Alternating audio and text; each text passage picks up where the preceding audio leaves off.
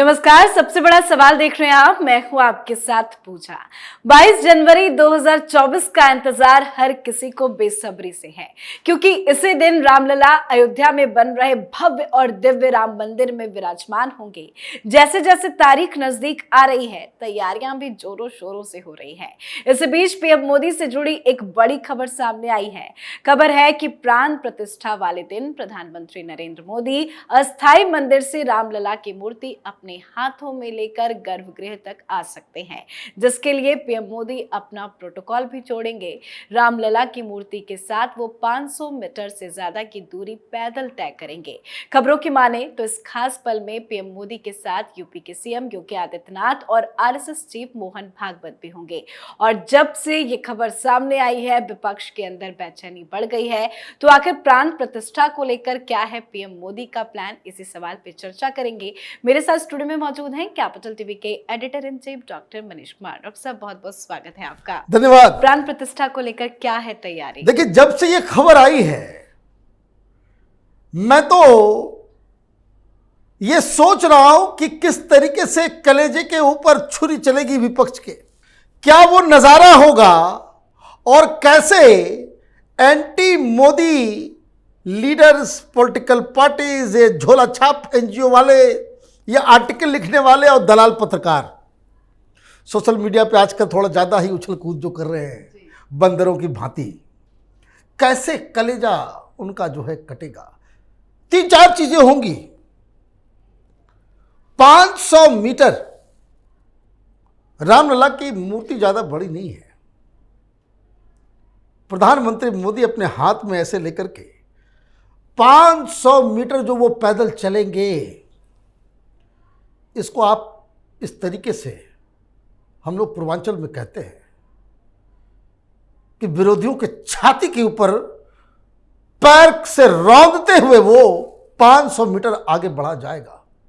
और ये ऐतिहासिक पल तो होगा ही, लेकिन प्रधानमंत्री मोदी अजर अमर हो जाएंगे। जो कोई भी आज से 500 साल बाद भी राम मंदिर में दर्शन करने जाएगा, वो यही कहेगा, उसको यही बताया जाएगा कि एक प्रधानमंत्री हुआ करते थे नरेंद्र मोदी, यहाँ मस्जिद हुआ करती थी, उन्होंने यहाँ पे रामलला के मंदिर को बनवाया, रामलला को स्थापित करवाया। और मैं एक बात कहूँ, दिल की बात मैं कहता हूँ, ही deserves it, he deserves it. प्रधानमंत्री मोदी से बेहतर व्यक्ति कोई नहीं है। प्राण प्रतिष्ठा अस्थाई जो अभी मंदिर बना हुआ है, वहां से रामलला को उठा करके वहां पर रखा जाए। पूरी दुनिया देख रही होगी, और जब तक ये दुनिया रहेगी, ये तस्वीर जो है वो जीवित रहेगा। तो एक बहुत बड़ा काम हो रहा है। 22 जनवरी बहुत महंगा पड़ने वाला है। क्यों? क्योंकि 1 महीने पहले से ही पूरे देश में अयोध्या, ये बस आप ये समझ लीजिए क्रिसमस गया नहीं, प्रभु श्री राम जो है वो छा जाएंगे। खबरें तो ये भी आ रही हैं कि पीएम मोदी इस बार छोटी दिवाली अयोध्या में मनाएंगे। बिल्कुल मनाएंगे, मनाना ही चाहिए। अयोध्या कोई मंदिर नहीं है, हिंदू सभ्यता का एक वो केंद्र है। अयोध्या एक प्रतीक चिन्ह है। हिंदुत्व का जो पुनर्जागरण हुआ है, उसका एक बहुत बड़ा अध्याय है, और उसके नायक हैं जो लोग इस पूरे आंदोलन में शामिल हुए। लेकिन कमलनाथ की तरफ से कई तरह का बयान सामने आया, वो क्रेडिट लेने की कोशिश कर रहे हैं। भाई देखिए, मैं एक बात कहूं, कुछ लोगों को बुरा लग जाएगा, लेकिन मैं कह देता हूं जी। जैसे पशुपतिनाथ मंदिर है, वहां पोस्टर लगा हुआ है बाहर कि गैर हिंदुओं का प्रवेश जो है वो वर्जित है, non Hindus are not allowed inside. इस मंदिर के परिसर में भी लिख देना चाहिए कांग्रेसियों और वामपंथियों का जो प्रवेश जो है वर्जित है। हालांकि ऐसा हो नहीं है, लेकिन दिली इच्छा यही है हमारी। क्यों आज मुंह उठा करके आ गए क्रेडिट लेने के लिए? शर्म नहीं आती इन लोगों को? ये कांग्रेस पार्टी जो ये कहती थी कि उस जगह पे हम मस्जिद बनवाएंगे, मुसलमानों को 20 साल 30 साल भड़का के रखा। ये मुस्लिम पर्सनल लॉ बोर्ड के लोगों को आप राजनीति करवाते थे उनके जरिए। आज कह रहे हैं कि मत भूलिए हमने ताला खुलवाया था। भाई कहानी सुनाना शुरू कर दूं तो कांग्रेस वाले मुंह दिखाने लायक नहीं बचेंगे। इनके जो पूर्वज हैं जवाहरलाल नेहरू, ये तो हिंदू धर्म से घृणा करते थे। अभी मैं सुन रहा हूं कोई कांग्रेसी कह रहे हैं भाई राष्ट्रपति को क्यों नहीं बुलाया, राष्ट्रपति दलित है इसलिए है, ये वो, मतलब कुछ भी कुतर्क।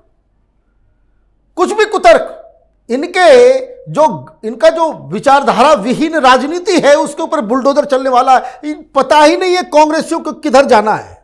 मुसलमानों के साथ गुपचुप मीटिंग भी, मौलवी मौलानाओं को आप लिफाफा भी पहुंचा रहे हो, पैसे भी दे रहे हो, शांत बैठो, पूरा वोट दे देना, हिंदुओं को मूर्ख बनाने दो हमको। यही काम कमलनाथ कर रहे हैं। ये सब हिंदू समाज के दुश्मन हैं। जाति सेंसस कराएंगे, एक्सरे करवाएंगे। एक्सरे अपने दिमाग का इन लोगों को कराना चाहिए। सोमनाथ का जब उद्घाटन हो रहा था तो राजेंद्र प्रसाद जाने वाले थे। यह बकायदा चिट्ठी लिख करके आपत्ति जताई थी जवाहरलाल नेहरू ने कि हमारा देश सेकुलर है। मैंने आप देखिए हिंदुओं को काट काट के पाकिस्तान से भेजा इन लोगों ने। अपने प्रधानमंत्री बनने के चक्कर में देश का बंटवारा करवा दिया। और जब वहां पे जो खंडर पड़ा हुआ था सोमनाथ मंदिर का, वहां मंदिर का उद्घाटन हो रहा है, ये लिख रहा है कि राष्ट्रपति को जाना नहीं चाहिए। वो तो बिहारी बाबू राजेंद्र प्रसाद प्रधान राष्ट्रपति थे, उन्होंने कहा कि टू हेल विथ यू, मैं तो जाऊंगा, और वो गए। और उसका खामियाजा मालूम है क्या हुआ? उसका खामियाजा ये हुआ, डॉक्टर राजेंद्र प्रसाद अकेले ऐसे व्यक्ति हैं जिन्होंने राष्ट्रपति, आप ये देखिए कि कितना क्रूर व्यक्ति था ये नेहरू। राष्ट्रपति भवन से उनको बकायदा बग्घी में बिठा करके नई दिल्ली रेलवे स्टेशन बिठा दिया गया और वहां से वो ट्रेन पकड़ के पटना पहुंच गए, बस इस जिद में कि ये सोमनाथ क्यों गए। राजेंद्र प्रसाद के पास कोई घर नहीं था, वो सदाकत आश्रम में रहते थे, जो कांग्रेस पार्टी का भी दफ्तर है बिहार में। कहानी सुनाए, उनको वहां दम्मा हो गया। अभी तो नेबुलाइजर वगैरह इस तरह के मशीन हर जगह मिल जाता है। पहले पूरे पटना में एक ही था पीएमसीएच के अंदर, जिससे उनका इलाज चलता था। चिट्ठी है, नेहरू को जब मालूम चला कि उससे डॉक्टर राजेंद्र प्रसाद का इलाज किया जा रहा है, पटना से उस मशीन को बुलवा लिया दिल्ली।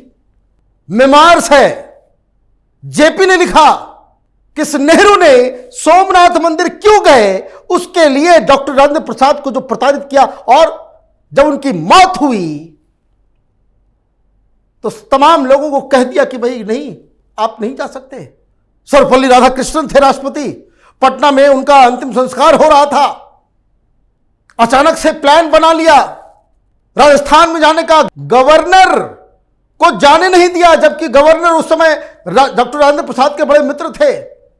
चिट्ठी है इसकी, उन्होंने लिखा कि प्रधानमंत्री आ रहा है, प्रोटोकॉल आपको ये कहता है कि आप जयपुर में रहें। अभी आ गए मांगने के लिए, हिस्सेदारी चाहिए। यह काम तो उसी समय हो जाता, और उसी समय अचानक प्रधानमंत्री यही थे, और जेबी पंत वहां पे उस समय यूनाइटेड प्रोविंस कहलाता था उत्तर प्रदेश, वहां मुख्यमंत्री थे गोविंद वल्लभ पंत। और अचानक से वो मसला आ गया कि भाई वहां पे मूर्ति जो है अवतरित हुई है रामलला की। चिट्ठी लिखा था नेहरू ने गोविंद वल्लभ पंत को कि भाई हटाइए मूर्ति वहां से, मुसलमानों के बीच गलत संदेश जा रहा है। वापस चिट्ठी गोविंद पंत ने लिखा कि सब फालतू बात हम नहीं जानते, हम नहीं हटाएंगे। आ गए आज क्रेडिट मांगने के लिए। आप ये देखिए कि ये कांग्रेसियों को मैंने ऐसे कहानी तो वीडियो बड़ा लंबा हो जाएगा। अभी तो राजीव गांधी के बारे में बताना शुरू करूँ, अभी पीवी नरसिम्हा राव के साथ क्या हुआ नहीं हुआ, क्या क्या तमाशा हुआ, ये लंबी कहानी है और उसका इसके ऊपर एक पूरा एपिसोड में शुरू करूंगा। ये 1 महीने पहले से रोज इस तरह की कहानियां इस मंदिर से जुड़ी हुई, क्रेडिट मांगने चले आए ये लोग। सुप्रीम कोर्ट में लास्ट तक जब ये फाइनल फैसला सुप्रीम कोर्ट में हुआ, ये रुकवाने के चक्कर में थे। कपिल सिब्बल को राज्यसभा क्यों भेजते थे भाई तुम? कांग्रेस पार्टी कपिल सिब्बल को क्यों भेजती थी? इसीलिए राम मंदिर को रोक लो। ये सोनिया गांधी का यूपीए, ये मनमोहन सिंह की सरकार कोर्ट के अंदर ये कह रही हो कि राम तो मिथक है, राम जन्मे ही नहीं, तो किस चीज का है तुम्हारे यहां? इसलिए मैं कह रहा हूं, मैंने कहा कि भाई दिल की बात, पोस्टर लगा देना चाहिए, communist and Congressis are not allowed, क्योंकि ये डिजर्व करते हैं। और हिंदू समाज का दिल बड़ा होता है, हम गद्दारों को पनिश नहीं करते, इसलिए आज हालत है। और जिस दिन हिंदू समाज इस तरह के गद्दारों को पनिशमेंट देना शुरू करे, दरकिनार करो, समाज से बाहर करो इनको, तब तक ये सुधरेंगे नहीं। ये बैठ बैठ करके जो है ना वो चूटी काटते रहेंगे, तंग करते रहेंगे। इनको कोई लेना देना नहीं है हिंदू समाज से, ये सिर्फ इनको सत्ता चाहिए। राहुल गांधी आते क्यों नहीं? पूरा यूपी हर जगह दुनिया भर में तो घूम लिए, राम मंदिर में कभी गए नहीं गए? क्यों नहीं गए? मुस्लिम वोट नाराज हो जाएगा, क्योंकि वहां तो बाबरी मस्जिद बननी है।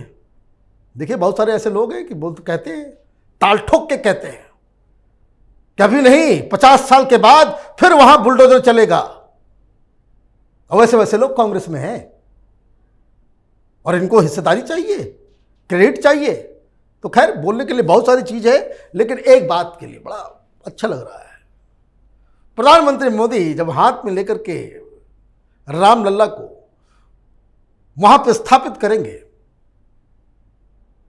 इतिहास का वो हिस्सा बन जाएंगे। जी बहुत बहुत धन्यवाद। धन्यवाद। तो वाकई तैयारियां काफी भव्य है। 22 जनवरी 2024 की तारीख इतिहास के पन्नों में दर्ज होगा।